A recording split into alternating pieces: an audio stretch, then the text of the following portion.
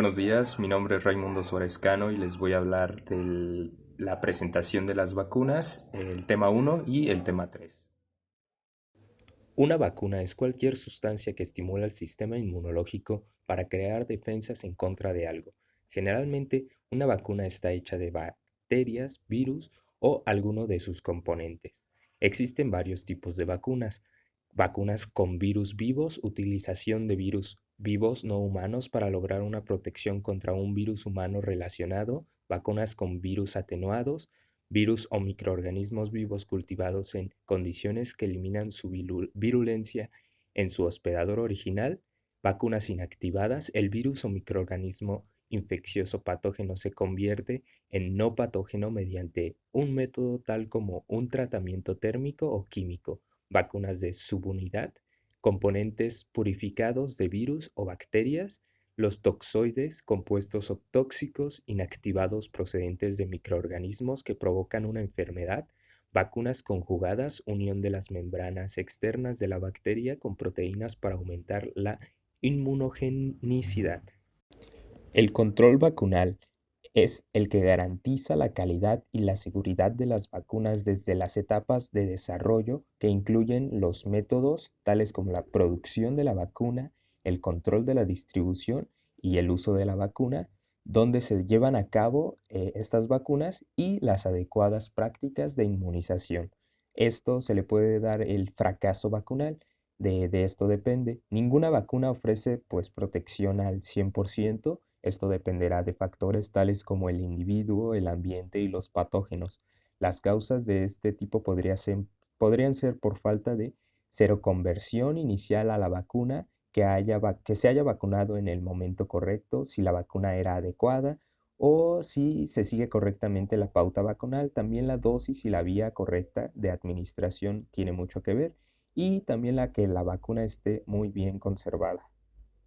Mi nombre es Agustín Mario Cruz Hernández, soy del grupo cuarto B de Biotecnología en la Universidad Tecnológica de Morelia y hablaré sobre los anticuerpos monoclonales. Los anticuerpos monoclonales son glucoproteínas especializadas que hacen parte del sistema inmune, producidas por las células B con capacidad de reconocer moléculas específicas. Los anticuerpos monoclonales son herramientas esenciales en el ámbito clínico y biotecnológico y han probado ser útiles en el diagnóstico y tratamiento de enfermedades infecciosas, inmunológicas y neoplásticas, así como también en el estudio de las interacciones patógeno-hospedero y la marcación, detección y cuantificación de diversas moléculas. Los usos y aplicaciones de estos anticuerpos son determinar la localización de expresión de genes a nivel celular, subcelular y en los tejidos. Identificar las interacciones moleculares con los productos de genes, por ejemplo, la inmunoprecipitación. Identificación de marcadores fenotípicos únicos de un tipo celular particular. Esta es la base de la moderna clasificación de linfocitos y fagocitos mononucleares. Inmunodiagnóstico en el diagnóstico de muchas enfermedades infecciosas y sistémicas, al permitir la detección y anticuerpos específicos en la circulación de tejidos usando anticuerpos monoclonales e inmunoensayos y como marcadores específicos para la diagnosticación de poremagénesis. Diagnóstico y tratamiento de tumores específicos. Los anticuerpos monoclonales se usan en la detección de tumores mediante técnicas inmunológicas de diagnóstico y para la inmunoterapia de tumores in vivo. Para el análisis, para crear análisis funcionales de moléculas de la superficie celular o proteínas secretoras. La producción de anticuerpos monoclonales se estableció con la tecnología creada en 1975 por George Kuhler y Cesar Milstein, que consistía en la generación de una línea celular estable secretora de un isótopo determinado de inmunoglobina contra un antígeno específico fruto de la fusión de dos células diferentes por medios físicos y químicos. En 1986 se incorporó la técnica de humanización de anticuerpos con el objetivo de minimizar Los componentes de anticuerpos de ratón, generadores de la respuesta inmune. La construcción de anticuerpos monoclonales humanizados se da gracias a la ingeniería de proteínas. En este proceso se transfiere los CDR provenientes de las IG de ratón a estructuras de las regiones variables de cadenas pesadas o ligeras de una IG proveniente de una especie diferente, en este caso la humana. La constitución de anticuerpos monoclonales recombinantes mediante la tecnología de bibliotecas de fagos con genes que codifican las regiones variables de IG ha probado ser útil en la investigación básica y en usos clínicos. Es una de las estrategias mejor establecidas y optimizadas. El interferón es una sustancia natural que ayuda al sistema inmunitario del cuerpo a combatir infecciones y otras enfermedades como el cáncer. Los glóbulos blancos y otras células del cuerpo elaboran interferones, pero también se producen en el laboratorio para uso en el tratamiento de diferentes enfermedades. La obtención del interferón es secretado por la célula infectada y se pega a su receptor específico presente en la membrana de una célula no infectada. La unión del interferón con su receptor induce la producción de enzimas que interfieren con la síntesis de proteínas. En el tratamiento del cáncer, es posible que los interferones ayuden a impedir que las células se multipliquen y a destruir las células cancerosas. Buen día, profesor. Mi nombre es Alfredo Villalobos Carapia y en este video explicaré el tema número 4 y el tema número 6. Las inmunoreacciones se aplican al diagnóstico para medir la respuesta inmunitaria, humoral, anticuerpos sin complemento o celular, funcionalidad de fagocitos y linfocitos, producción de citoquinas. Para la detección de la respuesta humoral se emplean técnicas serológicas. Estas detectan la interacción antígeno-anticuerpo in vitro. Pueden clasificarse en dos tipos principalmente: pruebas de unión primaria, pruebas de unión secundaria. Pruebas primarias son aquellas en las cuales la reacción antígeno-anticuerpo no da lugar a ninguna manifestación visible, requiriéndose, para evidenciar que la reacción ha ocurrido, procedimientos técnicos complejos y en ocasiones equipos sofisticados y costosos. Las pruebas primarias pueden ser directas o indirectas y de gran sensibilidad y especificidad, que las acercan al ideal de una prueba diagnóstica. Dentro de esta categoría tenemos principalmente inmunofluorescencia, pruebas inmunoenzimáticas y radioinmunoensayo o radioinmunoanálisis. Inmunofluorescencia. La inmunofluorescencia es una técnica de inmunomarcación que hace uso de anticuerpos unidos químicamente a una sustancia fluorescente para demostrar la presencia de una determinada molécula. El desarrollo de la técnica de inmunofluorescencia se debe a Albert Kohns de la Universidad de Harvard. La fluorescencia es una propiedad de ciertas moléculas que, al ser irradiadas con energía electromagnética de longitud de onda adecuada, emiten radiación de longitud de onda característica, permitiendo su cuantificación. Las técnicas de inmunofluorescencia pueden aplicarse como técnicas directas para investigar la presencia de antígenos virales, parasitarios, bacterianos o micóticos en muestras clínicas. Las técnicas de inmunofluorescencia también se utilizan en su modalidad indirecta, es decir, para investigar la presencia de anticuerpos contra determinado antígeno. Esta técnica, de gran versatilidad de aplicación al diagnóstico, presupone contar con un anticuerpo marcado como fluorescencia, anticuerpo dirigido contra la inmunoglobulina humana. Este anticuerpo marcado recibe el nombre de conjugado y puede unirse a la inmunoglobulina humana independientemente de la especificidad de esta. Pruebas inmunoenzimáticas. Las pruebas inmunoenzimáticas fueron desarrolladas hacia 1975 por Envall y Perlman, quienes deciden marcar los anticuerpos con una enzima, de forma tal que al usar el sustrato específico de la enzima se pudiera determinar la presencia del anticuerpo. Varios tipos de enzimas fueron utilizados, siendo las más usadas ureasas, fosfatasa alcalina y peroxidasa. La prueba inicialmente era conocida por la sigla ELISA. La técnica ELISA se fundamenta en la premisa de que luego de acoplar antígenos solubles o anticuerpos a una matriz sólida insoluble, eso retiene la actividad inmunológica y en que esas biomoléculas también pueden unirse a una enzima, reteniendo el conjugado resultante, tanto la actividad enzimática como inmunológica. La interacción antígeno-anticuerpo en el laboratorio puede ser utilizada para determinar si un paciente tiene una infección o una enfermedad autoinmune. Existen diferentes tipos de ensayos ELISA. Entre los más comunes se encuentran ELISA directo, ELISA indirecto, ELISA inhibidor o competitivo ELISA Sandwich y ELISpot.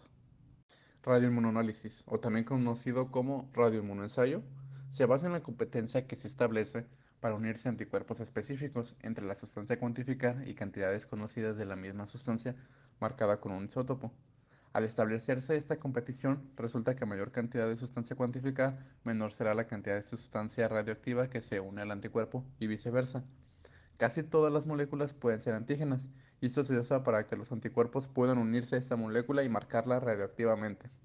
Una buena manera de provocar que una molécula sea antígena está basada en que un apteno combinado con un coadyuvante da respuesta inmune. Un coadyuvante muy usado es la albumina de suero bovino.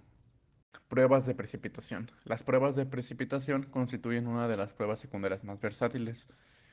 La característica fundamental de esta es que el antígeno está siempre en dilución en una solución tampón, la cual generalmente es solución salina. Las pruebas de precipitación miden la cantidad de antígeno o de anticuerpo en los líquidos corporales a partir del grado de precipitación visible de complejos de antígeno-anticuerpo dentro de un gel de agarosa o en solución. Hay muchos tipos de pruebas de precipitación, por ejemplo, doble difusión de Ochterlony o contrainmunoelectroforesis, pero sus aplicaciones son limitadas. Pruebas de aglutinación. En las pruebas de aglutinación, partículas muy pequeñas se acoplan con un reactivo antigénico o un anticuerpo. La partícula compleja formada se mezcla con la muestra. Si el anticuerpo o el antígeno buscados están presentes en la muestra, producirán el entrecruzamiento de las partículas, lo cual se observa como una aglutinación. Pueden evaluarse a simple vista con o sin la ayuda del microscopio. Para que la reacción de aglutinación ocurra se requieren los siguientes componentes. Número 1. Antígeno en suspensión. Número 2. Sistema buffer. Número 3. Dilución de anticuerpos. La reacción puede utilizarse como prueba indirecta o indirecta. El mecanismo de esta reacción es simple. Si un sistema buffer, usualmente solución salina buffer, se coloca una propiedad de dilución de un suero que contenga anticuerpos específicos contra determinados grupos antigénicos del antígeno en suspensión, las moléculas de anticuerpos reaccionan con los grupos antigénicos de las partículas del antígeno y actúan como puente, produciendo grumos fácilmente visibles. Titulación de anticuerpos. La titulación de anticuerpos es un análisis clínico de laboratorio. Mide la presencia y cantidad de anticuerpos en la sangre. El nivel encontrado refleja una exposición pasada a un antígeno o algo que el cuerpo no reconoce que le pertenece. Para la prueba, la muestra de sangre de un paciente se diluye en serie y se incuba con los antígenos sabidos para determinar la presencia de anticuerpos contra estos antígenos. El número de disoluciones que se prepararán depende de la concentración de antígenos en la sangre. Buenas tardes compañeros y profesor. Mi nombre es Jorge Eduardo Pérez Campos y les hablaré del factor de transferencia, al igual que la seroneutralización. Primero que nada, ¿qué es el factor de transferencia? Estas son moléculas de tamaño diminuto capaces de transferir información inmunitaria de una entidad a otra. Estas moléculas permiten que el sistema a quien se dona aprenda los métodos de defensa de cierta enfermedad o patógeno, promoviendo así la fase de reconocimiento infeccioso.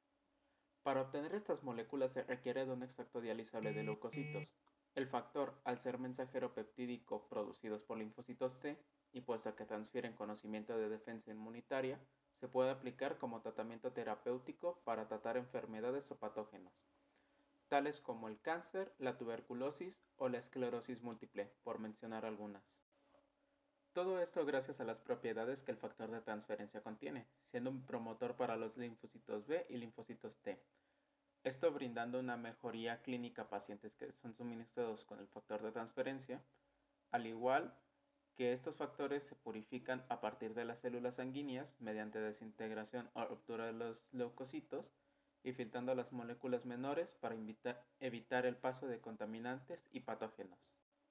Un uso potencial del factor de transferencia puede ser que alguien que contrajo una enfermedad reciente y su sistema inmune fue capaz de erradicar el patógeno de manera total del sistema, se puede aplicar ese mismo factor a personas que no lo hayan sufrido. De esta manera, el sistema inmune tal puede ser el ejemplo del día de hoy con el COVID, siendo este un virus que no se tiene mucho conocimiento al respecto, por lo que pacientes que su sistema inmune logró erradicar el virus puede ser utilizado para el tratamiento de personas que no hayan contraído dicho virus.